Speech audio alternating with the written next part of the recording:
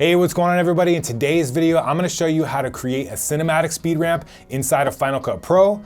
I'm also gonna cover how to do a zoom through speed ramp where we speed from one clip through to a second clip. And be sure to stick around because I'm gonna be giving away a free sound effect pack that you can add to get those killer whooshes to really sell those speed ramps. So let's go. I see a lot of video editors make the same mistake time and time again. And basically what that is to just make straight cuts to your clips. So let's say, you're right here, you want your speed ramp to start, right here or something, and you hit Command B, and that's gonna cut your clip.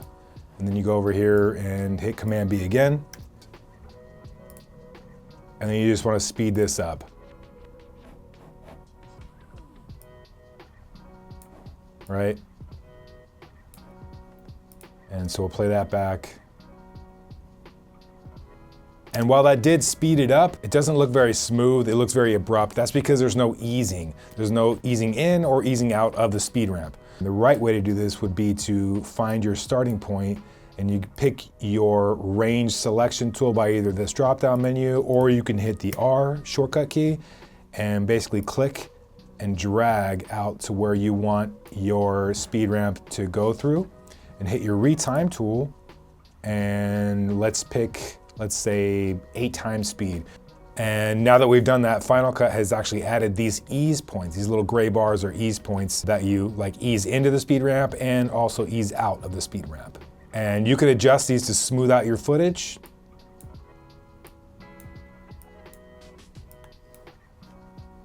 So let's watch that back real quick. So what if I wanted to make this speed ramp faster? Well, I can do that in one of two ways. One, I can use this little drop-down arrow and I can speed it up like that, 2, 4, 8, 20, or I can actually go to custom and type in the percentage that I want to speed it up.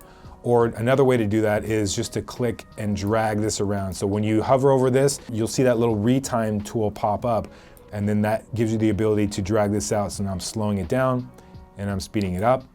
So what if I find that my speed ramp takes, too long to start? Well, in that case, what I can do is grab my trim tool, and same thing if I just want to click on this drop-down menu and grab the trim tool, or if you look over here, you can see all the shortcut keys to grab those things. So we have our trim tool, and we just feel like, oh, we're starting it here, and it just takes too long for the speed ramp to start. So what we could do is actually click and drag this over, and then it will start in a different position. This is extremely useful if you're trying to, say, time this, to music. So what if we want to do a more advanced speed ramp? Let's take a look at how to do a zoom through speed ramp. So I have these two clips and I want to have one zoom into the other one. The first thing I want to do is figure out where I want my ramp up to start. So let's say the clip starts right here, and right about here I want it to start. And so what I'm gonna need to do is create what's called a speed break. And you create a speed break by hitting Shift B. And again, that's not to be confused with Control B, which actually just makes a break in the clip itself. This is a break just in the timing itself. So you can see there's no break in the clip, it's just in the timing part of it. So now I can adjust how fast I want the second half of this clip to be.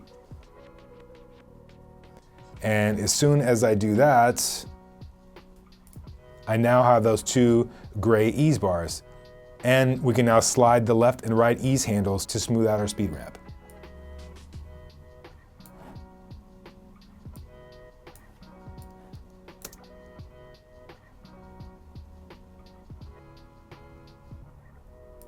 Now on the second half of our clip, we're gonna do the same. We're gonna move the playhead to where we want the speed ramp to start slowing down. And we're gonna hit Shift B, and we're gonna speed up the first part of the clip. And we'll see how these look from one going into the other.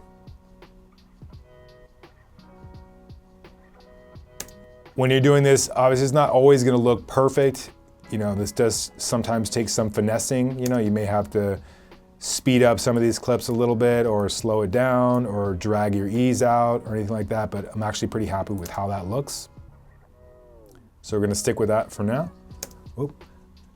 And this is where practicing over and over helps you improve in the overall look and efficiency and how quickly you can put these together. The last couple of items that I like to add to all of my speed ramps are a little bit of motion blur and some sound design.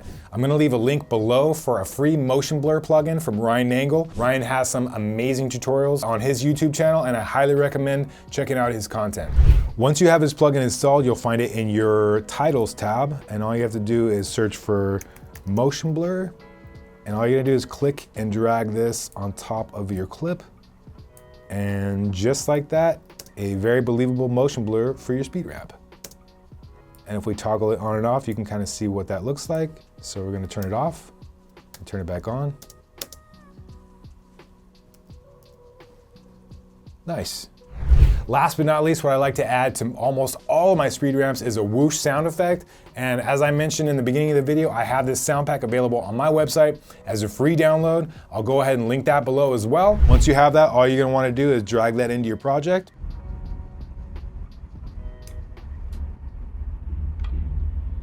And you may have to finesse this some. We'll kind of see what this sounds like. Yeah, so I'm actually gonna slow this down.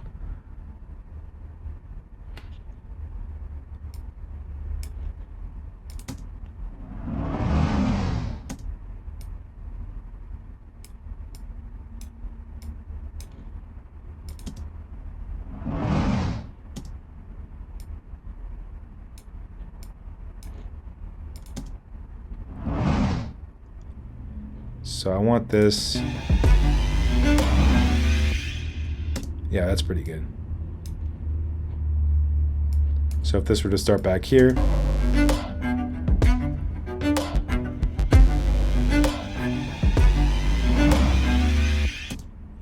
Let's see.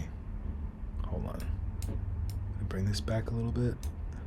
And I'm actually going to turn the volume up on that just a little bit.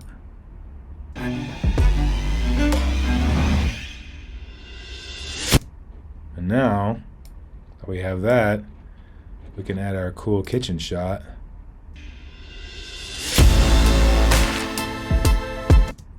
And then I'm going to use my range selector tool. And then retime that. Just having fun now.